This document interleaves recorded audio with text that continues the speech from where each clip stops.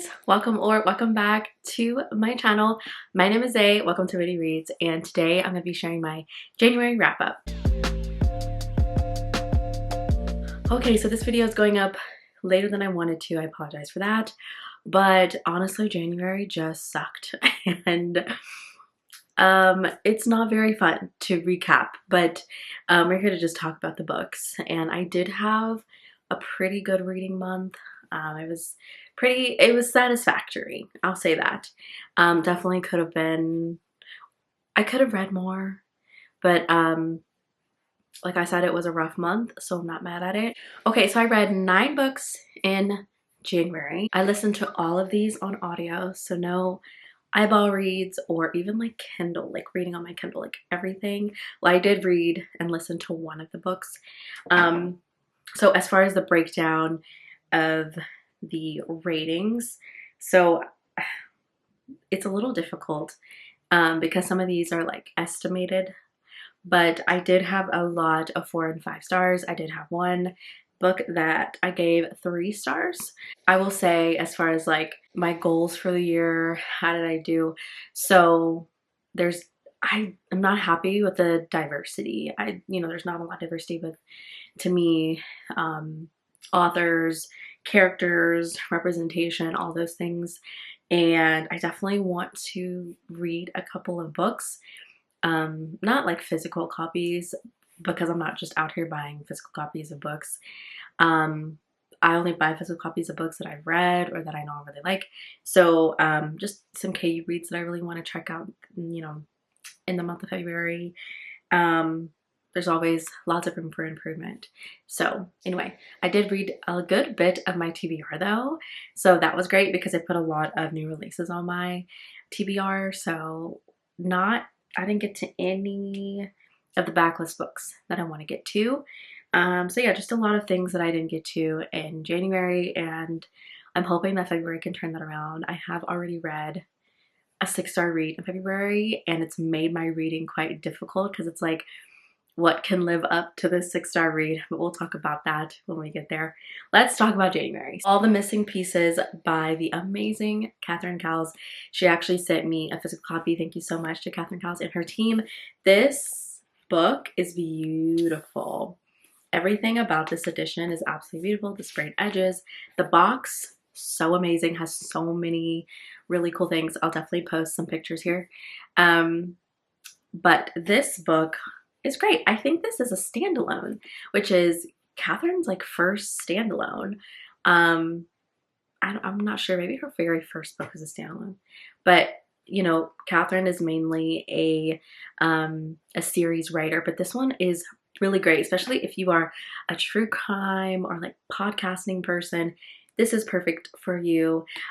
Okay, so we're following our main character, Ridley. Ridley is a true crime podcaster. She has made it her mission to help families who have lost loved ones and their cases are not closed, and so they're still trying to figure out what happened to their loved one. And she helps families to kind of find answers to those questions. And she travels to different cities and states and investigates different cold cases, and then she covers them on her podcast, which is very popular. And there's a specific case that she thinks connects to something that is really near and dear to Ridley's heart. And so she travels to this small town because a young woman years and years ago was abducted, and she was able to get away, and they were never able to find out who was her kidnapper. And she believes, like I said, that this case actually connects to many different ones. So when she gets to the town, she is met with resentment from the young woman who was kidnapped all those years ago, Big Brother, who happens to be the local sheriff, Colt. Colt is not happy at all about this woman trying to come back and open really still very much so open wounds of what happened to his sister. And his sister lives in fear. She hasn't really recovered from what happened, and he's really afraid that this is going to just really defeat the process that she's already made. And so he's resenting this, and he also judges her right away, right? Because people who like true crime, sometimes a lot of people, you know, have a lot of things to say about them because they don't think they're doing it for the right reasons. They don't think they have a lot of respect and empathy for the families and what they've gone through, and how reopening these cases, you know, make them live their trauma all over again. But with Ridley, this is a little bit different, because the reason why she's actually so passionate about helping families is because she lost her sister a long time ago, and she believes that possibly the man who abducted Colt's sister is the person who killed her sister. So Colt, once he realizes that Ridley is really trying to help, he actually starts working with her, falling for her, and Ridley's life is actually becomes in danger as well, because she is investigating this case and someone does not like that she's getting so close to figuring it out and reopening this case and investigating it. So this is classic Catherine Cowles. There's nothing really new about this one, but I enjoyed it. I did notice that this one is definitely less steamy than like the series that she's writing in right now, which is her Sparrow Falls series. Sparrow Falls. But I really enjoyed this one. The audiobook was really great, and I gave this one 4.5 stars. I did really enjoy it. Catherine is just a really good writer. Her prologues are so good. She knows how to hook you into a story, keep you hooked. Her books don't really get slow. Like, the moments that are a little bit slower are really important moments for our characters to connect and develop their connection and their chemistry more. I really feel she does a really good job with her pacing. She always throws us off with her villains and the people that could potentially be the culprits, and she does a really good job of throwing you off track, and she did in this one. This was really good. She got me here. It was really well done.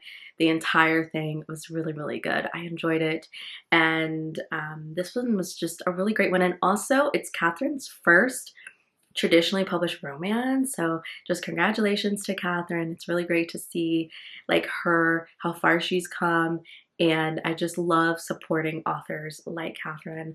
But this is really great. I highly recommend it. A really great romantic suspense book. So next we have The Favorites by Lane Fargo. So this book has definitely made its rounds, and it is because it is such a put downable, irresistible book. Once you started, I dare you to stop. Now, this is one of those books where I read it, and at the time, I think I gave it 6 stars.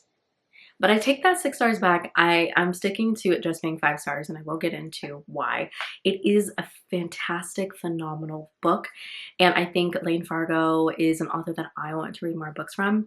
She has a book that I've been wanting to read forever, and I actually did start it. I just didn't finish it. It's a thriller. She's actually a thriller author, so for her, this is so different than what she's written. This is a literary fiction novel with romantic elements to the story. The romance is, or the love story is really important in this book. If you like Daisy Jones and the Six, definitely give you the same vibes. And this is also a Wuthering Heights inspired book. So this story is set in the world of figure skating, competitive figure skating. And years ago, I believe like a decade ago, something happened in the figure skating world that really changed the game, and it really affected figure skating as we know it. There was a scandal that happened, and people are still so obsessed with what happened. The lore surrounding it is so enticing that people are still talking about it. Well, it's the anniversary of that scandal, and it is being brought up again. And this time, the woman that it is about, Katarina Shaw, she is deciding that she's going to tell her story once and for all, because there's another someone else is actually, you know, diving into the story, and they're interviewing people, and she decides that she's going to tell her own story, the true story of what actually happened 10 years ago. I believe it's 10 years ago. So in this story, we're following Katarina Shaw. She wants to be an Olympic figure skater. It's her dream. And basically we get to see the rise and fall of Katarina Shaw. And there's her partner, her figure skating partner is Heath Roca. They have a story, okay? They, you know, they've known each other their entire lives. They went through a lot together when they were young, and then they were able to get into competitive figure skating. They had an opportunity of a lifetime. They took it, and this is really where their story takes off.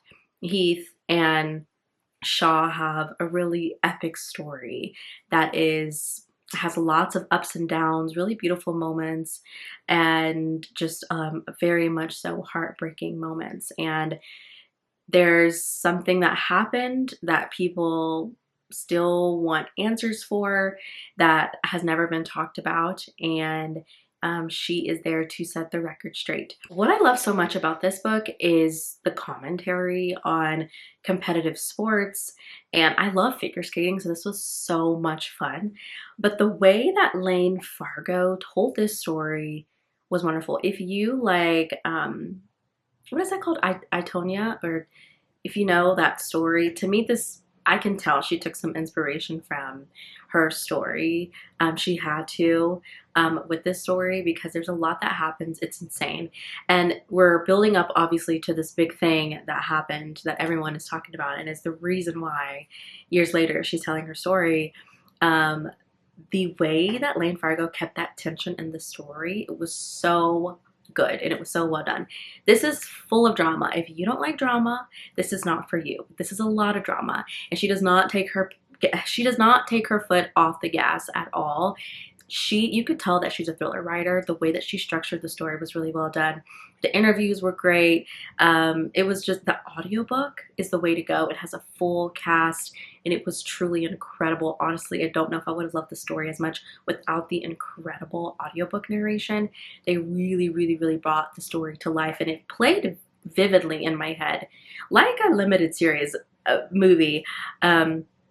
In fact, after this, I was inspired to go and rewatch Daisy Jones and the Six, because it just gave me all those vibes. I haven't felt anything like that since this, so this would be a really great book to TV adaptation, and it needs to be a limited series, and it would be so wonderful. But there's just so many things that Lane Fargo touched on in the story, like competitive sports, and how young people put their bodies through the ringer, and the things that it does to you mentally and physically. Shaw is a very flawed character. She's not a likable character. She makes some decisions that are hard to read. It's hard to root for her.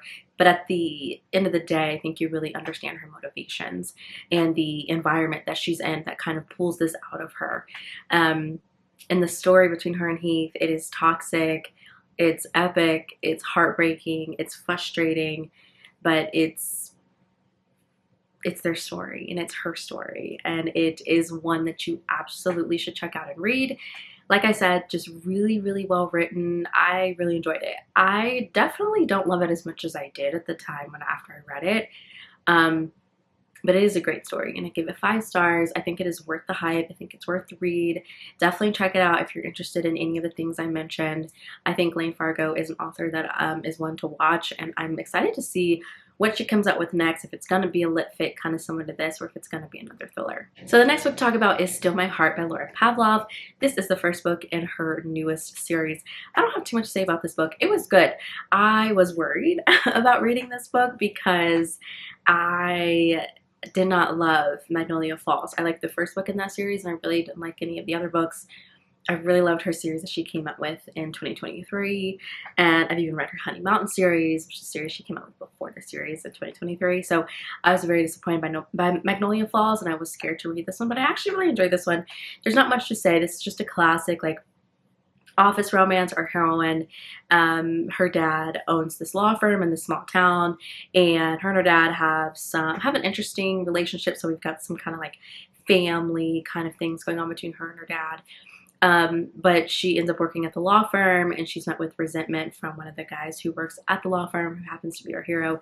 He thinks she's a entitled princess. You know, she's having this handed to her, and so they have this, we really won't call it enemies to lovers, right? We'll say like dislike to lovers kind of relationship. She thinks badly of him for judging her, and of course he's judging her.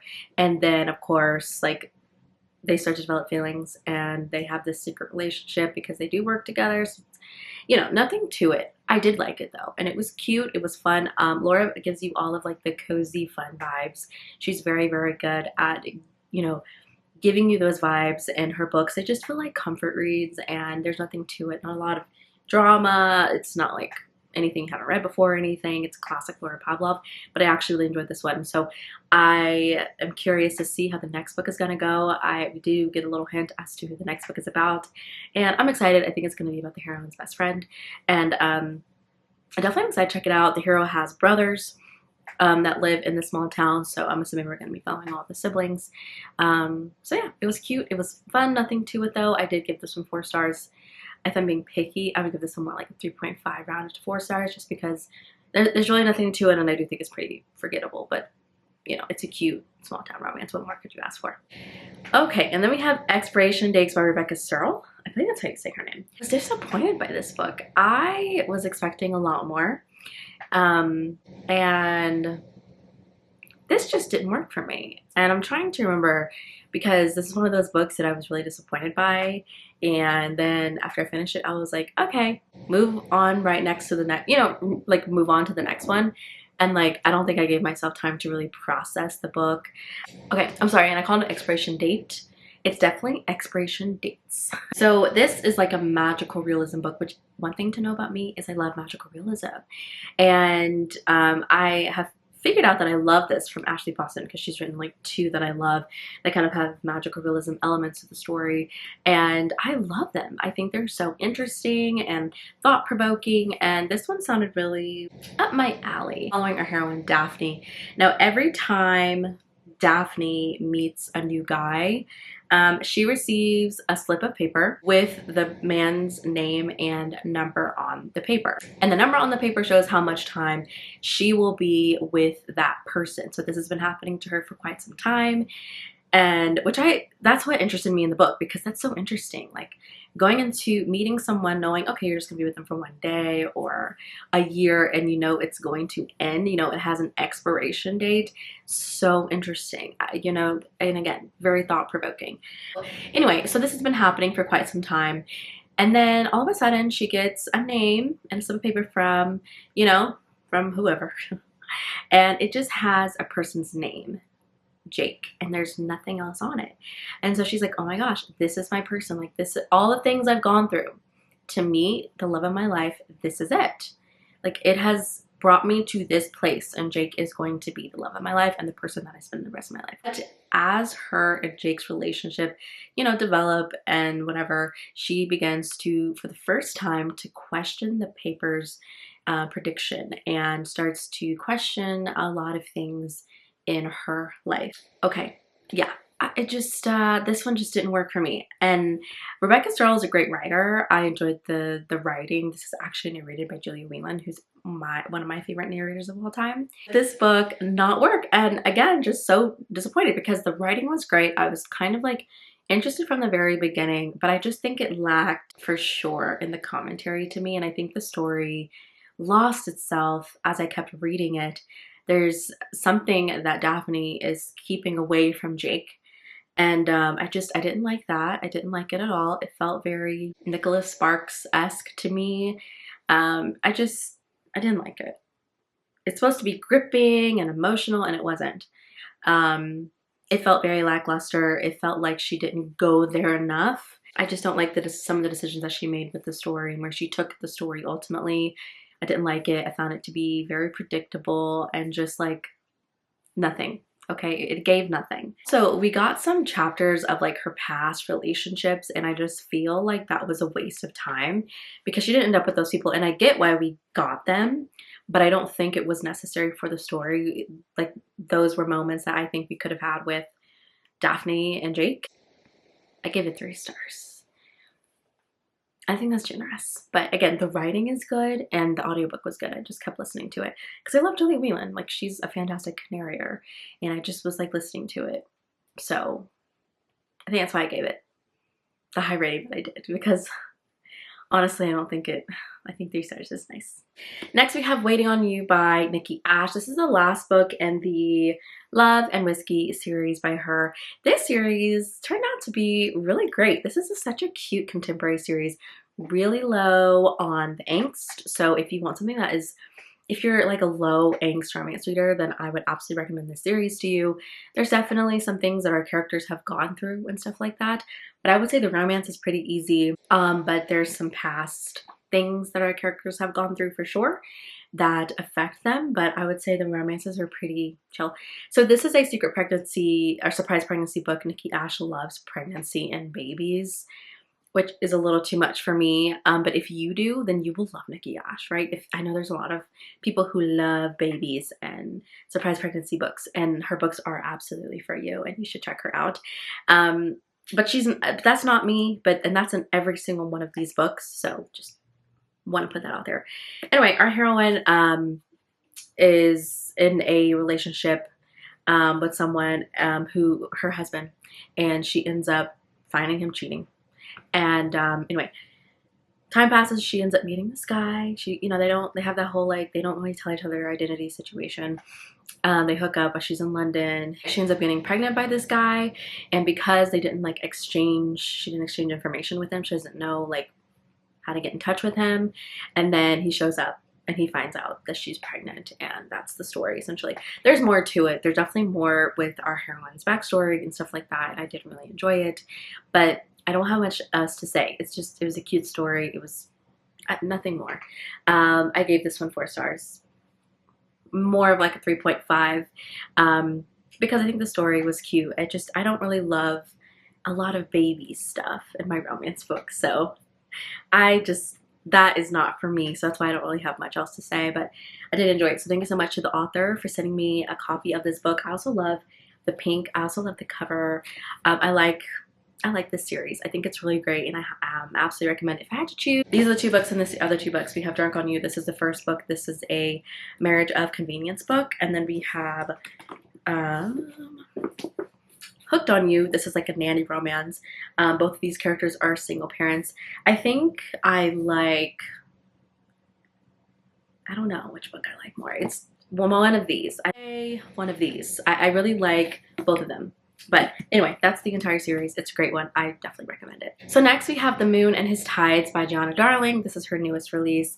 This is the first book in a trilogy that we're getting from her, which is very exciting. So I was really excited to read this one, and Gianna definitely didn't disappoint, but I will say after I've had time to really think about it, I don't think I enjoyed this one as much as I did at the time, which is why I think it's good to like give yourself time to like think about, you know, some of the books that you've read and really work through how you feel, because sometimes you're like, yeah, that was great, and then you start to think and you're like, there were just some things, you know.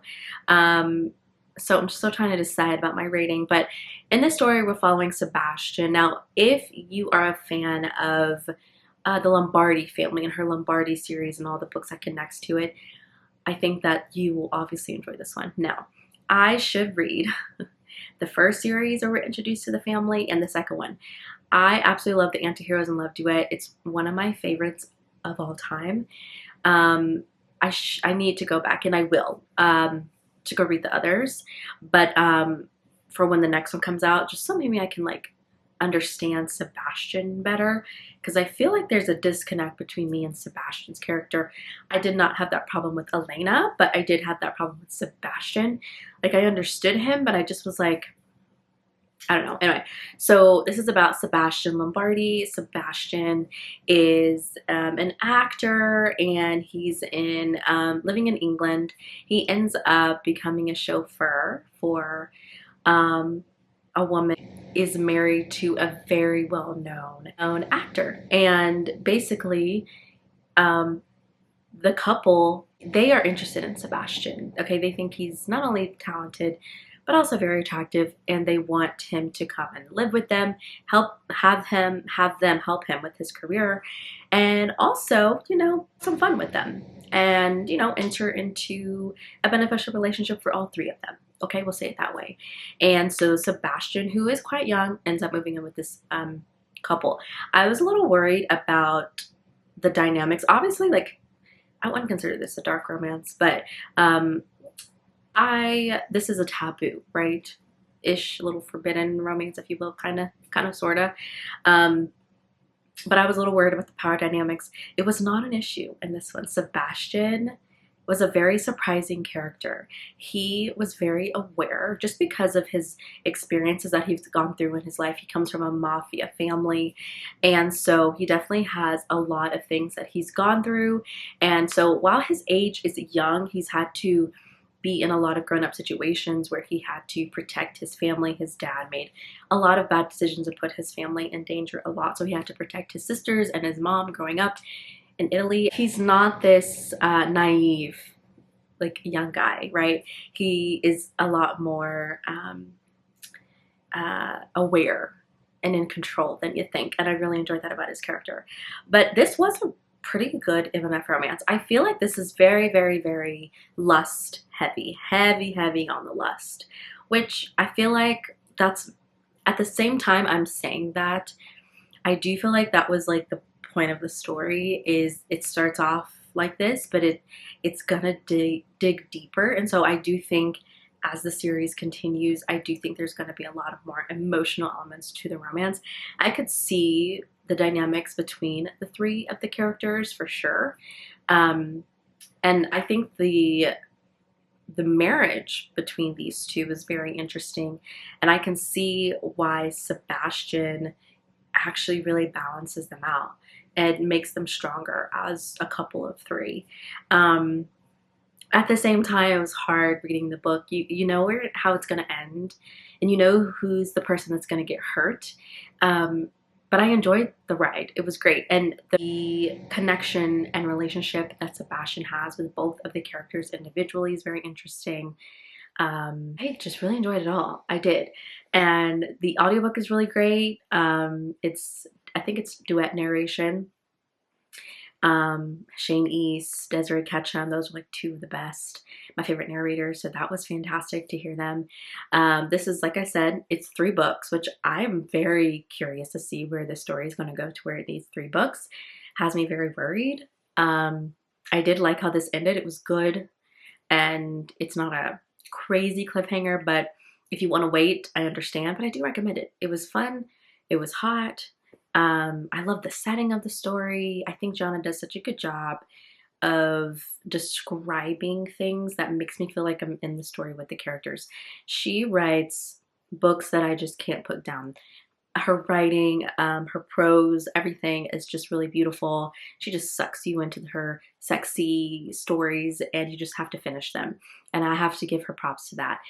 I did give this one 4 stars. I was thinking about dropping a star, but I think I'm going to go with my 4-star rating, because this is a very lust heavy driven book, and that doesn't bother some people. It does. It's not my thing, and it's not what I'm looking for in a romance, but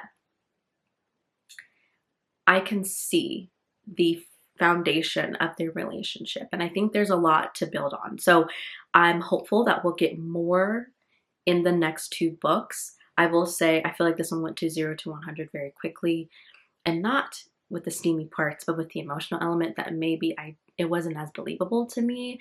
And so that's where I would have enjoyed more of a balance. But I think she did it for a reason. I don't know. We're going to see. For now, I'm going to stick to my 4 rating. Yeah, I enjoyed it. I don't know how this is going to end up as far as, like, if you've read a lot of MMF books, then I don't know. I haven't. So I want to continue to explore this relationship and see where this story goes. There's a lot to be told, and we're going to go on a journey with these characters. And I'm strapped in. I'm ready to see where the story is going to take us and where Miss Gianna Darling is going to take us. So next we have Out of the Woods by Hannah Bonham Young. So Out of the Woods is the 2nd book in this, like, companion series to Out on a Limb. And so we're following Caleb and Hannah in the story. And if you've read Out on a Limb, then you are familiar with Hannah and Caleb and a little bit of their story. So they've been together for a very long time, since they were in high school. They're high school sweethearts. This is a marriage and crisis book. It's a very unique marriage and crisis book. I don't think everyone's gonna love this book. Hannah writes mainly from, well, not mainly, she writes from the POV of Hannah. And so some might say this is a woman's fiction novel, which I think is fine to say. I don't think that's a bad thing or a critique in any way. I understand why some people might feel that way. For me, I really loved the story. I just love Hannah's writing. you know, but there's so much to unpack in the story. Hannah and Caleb meet at a very vulnerable time for Hannah. Hannah finds out that her mom's ALS, um, and her mom has been ill for a long time. They get, unfortunately, a diagnosis, and it's something that they can't do too much for her mom. And so she leans on Caleb a whole lot. And this kind of becomes like the foundation of their relationship. So now we're in the present day, and Hannah is feeling really lost. She doesn't really know who she is outside of Caleb. She leans a lot on Caleb. Caleb has kind of been playing like saving the day for her since day one of their relationship due to where she was in her life with her mom. And she's built up some resentment towards him, and he doesn't understand at all like what's going on, and why she's feeling this way. Um, and so Wynn tells her about this couples retreat that she's heard about. And it's a retreat where couples go and they hike together. They don't have their phones or anything for a week. And it's couples counseling, essentially. But it's like in this unique way of like hiking together. Obviously, that's a lot of working together, getting out of the house, lots of nature. And so they decide that they're going to do this together. And we learn a lot more about Caleb and Hannah, their relationship, and get a better understanding of Hannah and how she, feels, and we get a very clear picture of how they ended up where they are today. So it's told in past and present chapters, which I know some people don't like. I actually did enjoy it. I'm not always a fan of it. I don't think it's always really necessary in storytelling, but I actually did enjoy it here because we don't get Caleb's POV. Which I must say, it didn't feel like a marriage in crisis book, because we don't get his point of view, and it doesn't feel like there's a lot to lose or the stakes are very high, which you normally feel with marriage in crisis. It's very Hannah's story. So I can see why some people don't love this one as much. It is very different than Out on a Limb. It may not feel like a romance book. And again, we are missing Caleb's POV. This is the way that Hannah normally writes her stories. And I do think in this one, I do think we really did need Caleb's point of view. I felt very disconnected from him, and I felt very connected to Hannah, obviously. So as a romance, I can understand that, but I love this book. There's just so much that I connected with it. Her connection with her mother was very beautiful, and I thought Hannah was a very endearing character. She just felt very human, and I always think it's nice to read about characters that you just relate to, and they feel like they're going through like real things that you can understand and connect with, and that's exactly how I felt. And her and Caleb are a beautiful couple, and they've gone through a lot together at their very young age. People grow, and when you get married that young, you go through so much, and it's I think it's like a unique experience that only people who've gotten married that young can really understand. But I enjoyed this one a lot. I feel like Hannah always puts a lot of her heart and a little bit of herself in all her books, and I could see that. I'm just really proud of Hannah. I've been reading Hannah since her second book came out, and it's really wonderful to see her career. She's amazing, very hardworking, and I just admire her. So I'm so proud of her. I gave this one 5 stars. It's more of a 4.5, rounding to 5 stars. Okay, next we have First Time Caller by B.K. Borison. This book, actually, when this goes up, it'll be out today, which is exciting. Oh my gosh, I loved First Time Caller so much. This was a fantastic book. It's probably my favorite book that I read in the month. This is like a Sleepless in Seattle kind of retelling, and it is like an inspired story, and gosh, it'll just give you all those vibes. And if you love Sleepless in Seattle, you will love First Time Caller. But again, B.K. Borison did make this her own. B.K. Borison is slowly but surely making her way into like my favorite romance authors Hall of Fame, because she is wonderful. She's just magic with her writing. I feel like this one was like, if you are a rom-com movie lover, like early 2000s, this is going to give you those vibes. Okay, so in this story we're following Aiden Valentine, which I love it, has fallen, he's fallen out of love with love, essentially, which is a really big problem because he's actually Baltimore's Romance Hotline radio show. And, you know, that is a real problem for him because that's what his career is about, talking, giving advice, everything, love. But he's fallen out of love with it. But a young girl calls in one night and she's asking for dating advice, but not for herself, for her mom. The interview goes viral, it goes wild, and it really, unfortunately, it thrusts Aiden into this spotlight with his radio show. Lucy Stone, she is living her life. Okay, she's like a mechanic. She has a daughter that she just loves so much. She co-parents with her best friend, and she's just living a good life. She's pretty content with her life. But when she finds that her daughter has called into this radio show because she wants her mom to find love and she's concerned about her, she realizes that she maybe is not as happy as she thought. You know, Lucy is a hopeless romantic, but she has kind of given up on it and she's just kind of settled into her life, and her daughter wants more for her. She really feels like this is missing out for her, and she wants her mom to find love and to be happy. Everyone becomes so obsessed with this story. I mean, it really is an endearing story. So basically, I'm having this segment on the radio show where people are calling in, and she, you know, is going on dates with people trying to find, you know, her match, her true love match. But in the process, her and Aiden, a lot of sparks that are flying, okay, behind the scenes, on the air. They have really great chemistry, and she picks up very quickly that Aiden is definitely not, you know, very welcoming, you know, and excited about this, you know, opportunity that Lucy is having and doing on his show. Get closer, his walls start to break down, and I don't know what else to say other than this book is so good. Like I said, it just gave me all of the rom-com vibes.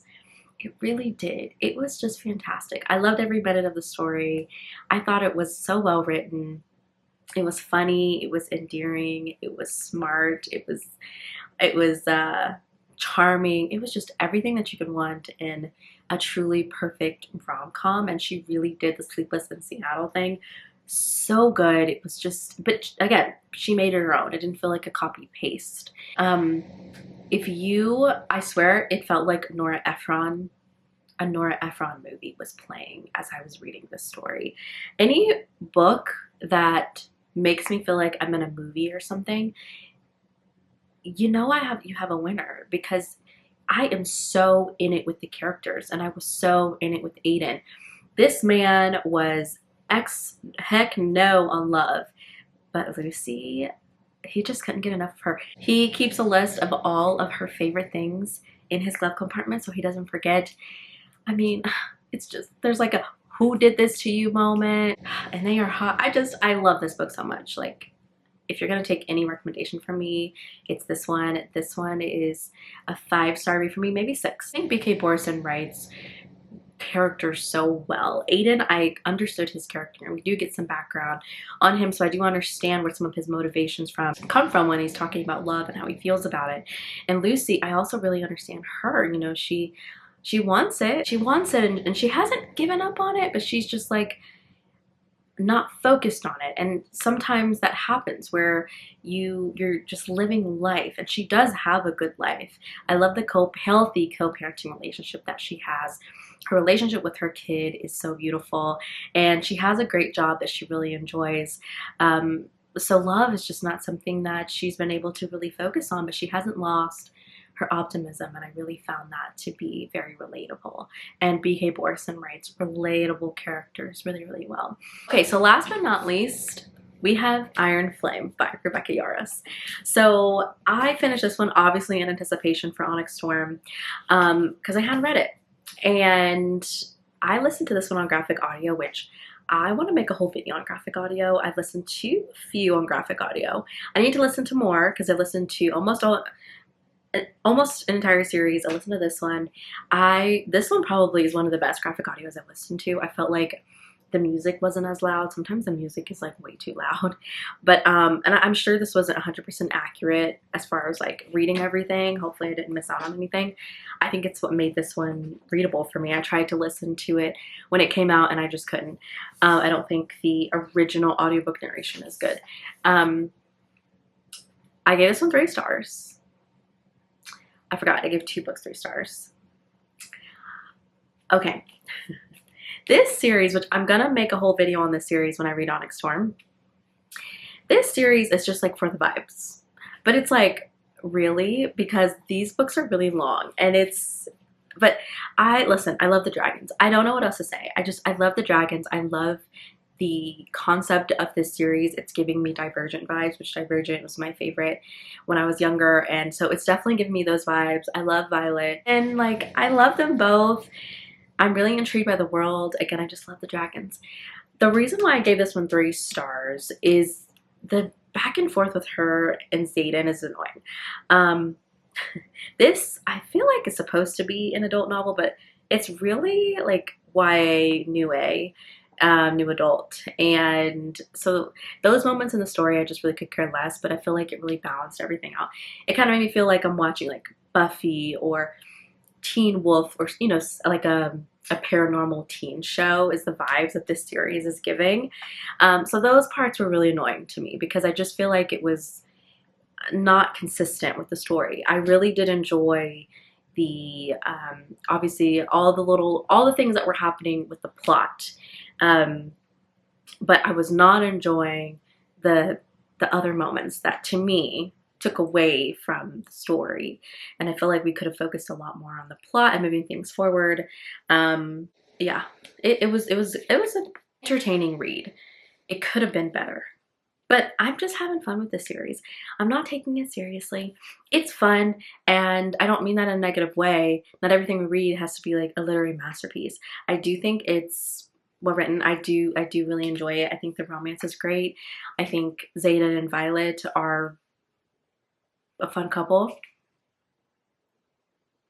That's all. That's all. So that's all I have to say about this right now. But I'm just glad to see people enjoying something like this. You know, I just am. I love that this series is something that so many people enjoy to read and have such a good time with it. It's nothing you have to defend. You just like something, you like it.